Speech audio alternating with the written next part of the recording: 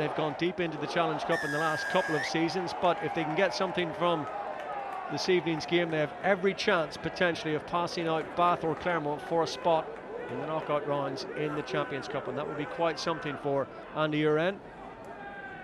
Manuel Zuliani's having a super season, so much so that Michele Lamaro is often shifted across that blindside flank, or indeed as he finds himself this evening on the bench. The hips to avoid the sanction of a yellow card.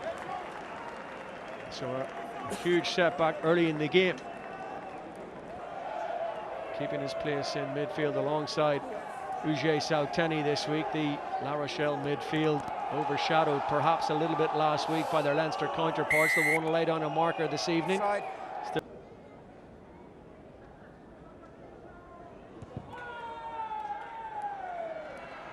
Just sneaks it in by that left upright.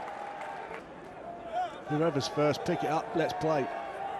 Case in point there, not once but twice from Greg Aldreet. It was a lovely pop off the floor, and then when no one was home, he picked and went on his own. Almost identical position from where he scored the previous one. Again, he's put it quite tight to that left upright, but that's his line of sight.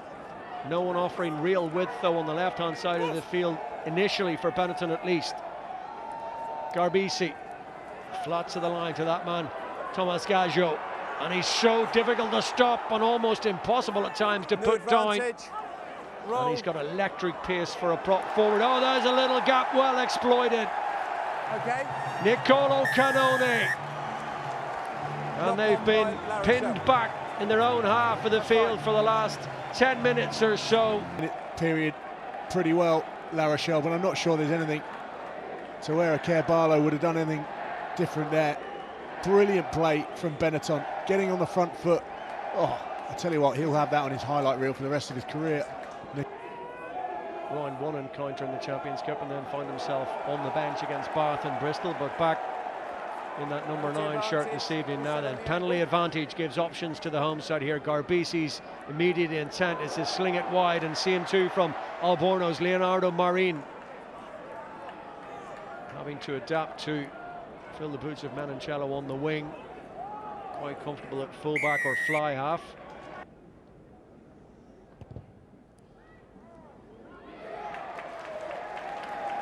Assistant referees wanted to have a good look at that, almost pulled it to the right hand side. Benetton there over the ball again. This time they don't have rights to it and can't turn it over. Recycled, and they go again, and Aldreet. So often you think you have him snared, and he manages to wriggle free, and now Hastoy. This is better from La Rochelle. Purposeful and quick, slick hands and quick at the breakdown. Sauteni snaffled by Issacourt. Are there gaps around the fringes? All hands to the pump here for Benetton to protect their lead and protect their try line. 25 minutes in, how long can they hold out? Noel has a one-on-one on the outside, crawling hands and feet all the way to the try line. But his experience and his knowledge of exactly where the try line is gets him there, momentum helping too. In the hunt. He seldom looks at though, does he? Doesn't give much away. Grumpy forward. I'll tell you what, he might just crack a smile if his team can find their way to the try line here in the next 90 seconds or so before half time.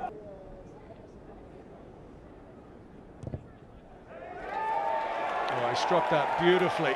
From the second it left the kicking tee, it was only going one way, straight through the middle. Strike full of conviction, full of confidence, and in many respects reflective. And from this distance, 3 points. No mistake. Straightforward, simple. Keep the scoreboard ticking over. Try and open up an advantage, eke out a little bit of breathing space, but it feels like the kind of game that will go the full 80 minutes. So much at stake for both these sides now. La Rochelle coming into the evening, remember, 2 wins out of 3, that 1 defeat against Leinster last week on home soil at the Marcel Delflandre. 10 points from their opening 3 matches. Leinster top of the pool on 13. It's all changing this evening. That was a risky pass. Advantage. No clear release. And it's brought penalty advantage as Benetton swarmed on top of Dylan Lades, who was still playing, assessed for a head injury and get out, has rejoined the fray. With that penalty advantage, Jegu on his shoulder. Options aplenty. Boudinot, haven't seen too much of him so far in the game in terms of those big carries that were so evident, particularly in the opening 20 minutes last week against Leinster. There's a pretty big lung-busting carry from Antonio, and it opens up the space because it took 2 or 3 to stop him, and it's an easy finish in the end. And having started the half really well with that penalty, La Rochelle now make Benetton pay. Well, that's really just a reflection of what repeated errors can do to you as a team. When you make one error, you have to really focus on your accuracy to make sure you don't back that up with a second one or a third one, because generally teams that do that can see points. Especially when you combine it with a barnstorming run from someone who probably has... Matt Gallagher thumps it 60 metres back down the pitch. Barely mentioned him so far this evening out on that left wing. He's seen precious little of the ball. I felt there had to be... You've all got to retreat.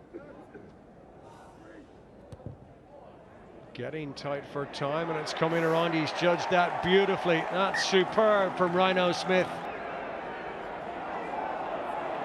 It's going to be difficult to try and beat a team like La Rochelle with the firepower and the try-scoring ability that they have with a succession of penalties. Benetton have given away a penalty of their own almost on their try line, and they have been made pay. You have to be so tight defensively because they can punish you with 5-7 points time and again out of nothing, and that's exactly what La Rochelle have done here. It's just twice now that you think Benetton, they've just been a bit sleepy. The ball was kicked over the top by Jack Noel. It was a brilliant kick chase, but Rhino Smith regathered possession. He had ample time to try and do something with it, actually pass the ball to Matt. Clambering his way forward, similar being to that of Antonio prior to him. Well, there's another penalty now. Lavault is, well, he'll claim he was held in there. Sometimes these straight ones are just that little bit more tricky. Impact you want from someone coming on his left. I think it's Souteni on the floor. Souteni felt that straight into the rib cage. I believe it. What makes it less dangerous, not his action. Rational, so it's yellow necessary. Card. It's that. Play the line out. It's the flip of the feet. Greg. Taking Jack Noel well beyond the horizontal, and it's dangerous. It's yellow, and that could be so crucial in the context of this game at this stage of the game, heading into the final quarter, down numbers. Dangerous. It's daft. Quite frankly, come up, pointless. Treviso, come up. Saved by his teammate Federico Ruzza, who actually stopped any sort of danger in the scenario, but it just serves up a great opportunity, not only here for La Rochelle, but over the next 10 minutes. They've fluffed their lines on the initial one. Handed the initiative to Rhino Smith, and Benetton here kicks one in behind at full throttle. And the chase for Rhino Smith in particular. That's a brilliant tackle from a player who's 5'7" and 80 kilograms. And he won't miss from there. Gajo Aldrit. Oh, there's hands in there from Jegu, and that's cynical. It sucks the life out of the Benetton attack, or does it? Because they're foraging forward again, still coming, twisting and driving. That's a try! Bernasconi! That's really cynical from Paul Boudinot. Knew exactly what he was doing. Big questions asked, or they have to be asked there, of his actions. What a response from Benetton.